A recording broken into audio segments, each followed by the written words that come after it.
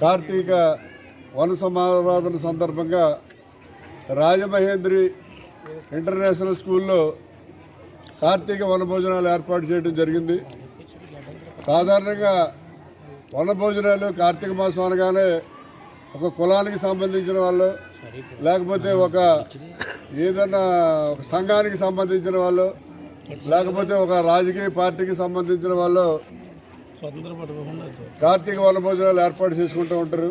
అలా కాకుండా మరి తూర్పుగోదావరి జిల్లాలో అన్ని కులాలకు సంబంధించిన వాళ్ళకి, అలాగే అన్ని రాజకీయ పార్టీలకు సంబంధించిన వారు, అలాగే అన్ని సంఘాల వారిని కూడా పిలిచి ఈవేళ ఇక్కడ రాజమహేంద్ర ఇంటర్నేషనల్ స్కూల్లో కార్తీక వన సమారాధన ఏర్పాటు చేయడం జరిగింది.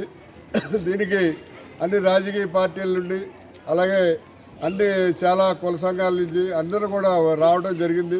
ఇది చాలా ఆనందదాయకం.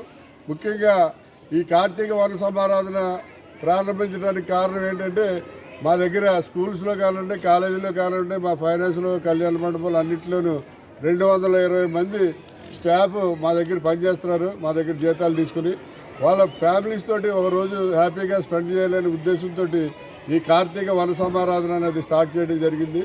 మా దగ్గర పనిచేసి జీతం తీసుకుని ఎంప్లాయీస్ ఫ్యామిలీస్ అందరినీ కూడా కంపల్సరీ రావాలని ఇక్కడికి ఆహ్వానించడం జరుగుతుంది. అదేవిధంగా పత్రికా సోదరులందరూ కూడా అందరినీ కూడా ఆహ్వానించాం. ఆల్మోస్ట్ చాలా వరకు అందరూ కూడా వచ్చారు. వారందరికీ కూడా హృదయపూర్వకమైనటువంటి ధన్యవాదాలు తెలియజేస్తున్నాం.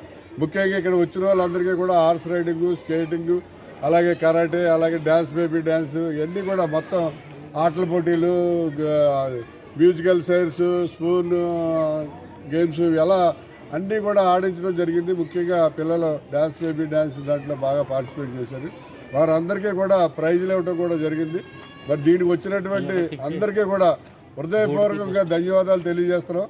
గత 4 సంవత్సరాలుగా ఈ కార్తీక వనభోజనాలని ఏర్పాటు చేస్తున్నాం.